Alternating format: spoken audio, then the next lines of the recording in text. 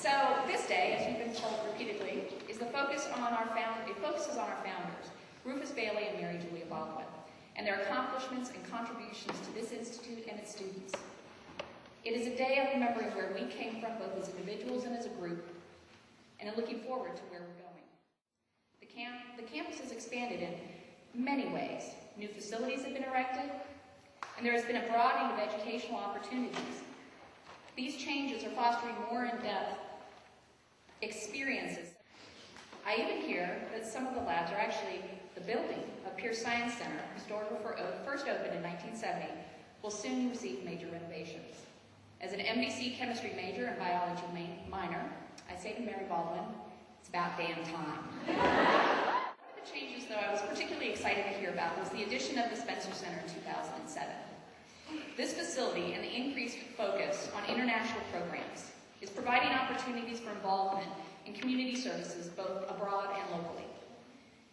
These are a few of many changes that I've witnessed that Mary Baldwin has its finger on the pulse of progress. As you plan for your future and the goals you hope to attain, you have several courses you can choose to follow. One is a direct route or a highway to reach your target in the shortest amount of time. Another is to take a longer, maybe meandering path or byway, on which you may have experiences that are not available to you should you stick to the main road. You can use a combination of any of the two. No one is correct, as both get you where you want to go. But one may offer you chances you had not imagined possible when you first set out on your journey. My time at Mary Baldwin was just the beginning of my journey. The whole reason I chose a liberal arts college to begin with was to make sure I had a broader academic experience before focusing on a scientific field. Though there were opportunities for involvement in international studies at the time, they were more limited, and I have to say, unfortunately, I did not take advantage of them. In my way through science classes here at NBC, I was constantly challenged by my professors to stretch my analytical capabilities. Dr. Patrick, in organic chemistry, taught me the importance of critical thinking by simply learning to make a complex organic compound starting with a 4-carbon alcohol or less and any inorganic reagents. This would be a process I would use to solve most of life's challenges. Start simple and use all of it. There were a multitude of other professors and students here at NBC in science, art, literature, philosophy, social sciences. I owe my growth as a person. One professor in particular had a huge impact on my life, not just through her teaching, but also through the guidance she provided me over my 4 years as my advisor. Dr. Margaret Peaston, or as her students like to call her, Pinky, was a professor of biochemistry while I was here, retiring shortly after I graduated in 1989. She started playing the violin at the age of 4, studying at Juilliard in her later teens. She enjoyed a successful musical career and played concerts in Eastern United States, Germany, and the Near East. She spent much of that time also supporting her husband in his work as a medical doctor who served as the dean for the medical school of American University in Beirut, Lebanon, and she raised her 3 children. It was actually after her children were in college and high school that she went back to college to receive her Bachelor of Arts in Chemistry in 1971, graduating Phi Beta Kappa and magna cum laude from Baldwin College. She earned her PhD in biochemistry from the City University of New York just 5 years later and came to Mary Baldwin in the fall of 1976 as assistant professor of biochemistry. One day in my junior year, I remember sitting in her office discussing my academic schedule for the year, plans for my future and my concerns, or more appropriately in my case, fears. I was pretty neurotic at the time. For how could I do all I wanted to do? What did I really want to do? She looked at me earnestly and said, "Tiffany, always remember, women can have it all. Just don't think you need to have it all at one time."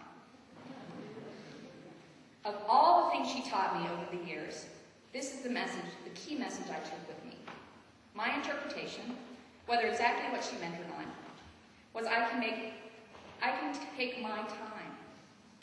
Though I can make the choice to reach my goal as quickly as possible, all of them at one time, to include having a family, I can also go one step at a time, working my way around my own map, stopping for a time to savor one goal or experience, or choosing to skip another altogether.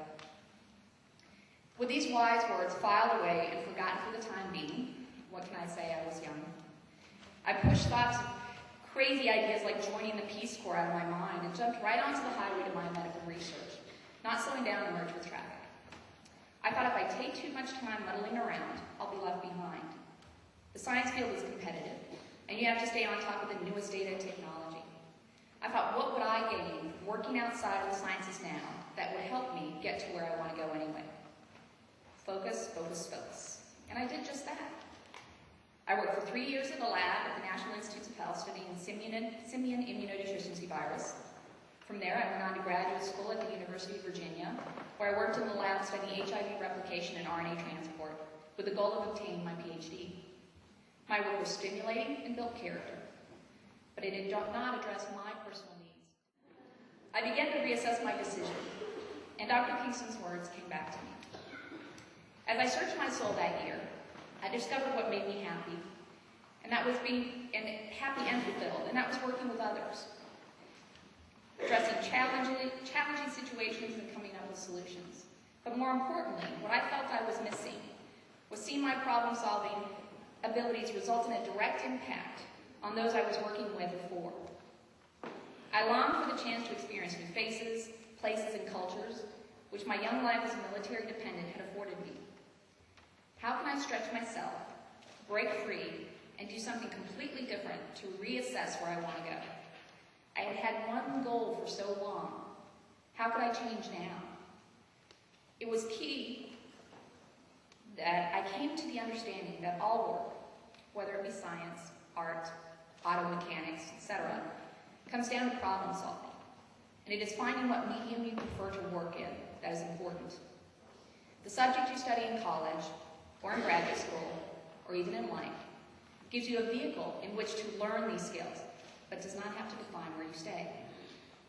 Peace Corps was calling again, and this time I answered. The decision to exit the current highway was on, and opt for a scenic detour was the best one I've ever made in my life. Work in the Peace Corps was hard, and at many times frustrating. You push against what we consider antiquated beliefs, but come to appreciate these differences in the context of another culture. In this environment, I learned to be creative in maneuvering along with, and at times around, cultural norms to achieve what had been agreed upon as the best solution. I learned also to listen and take a back seat to allow those who are recipients of the services to make the decisions as how to progress. And in the process, I also learned to tread the fine line of supporting a process versus taking control. And finally, I also learned, much like Einstein said, time is relative, or sort of, he said that. And progress can be made at any pace. And I finally found my calling, or actually I should say for now, because my journey's not over. With the need to take some back roads to finally get here, do I regret taking the highway those first years? No, not at all. Those experiences helped me develop my skills and identify what I loved to do and what I didn't love to do, and what I needed to feel fulfilled.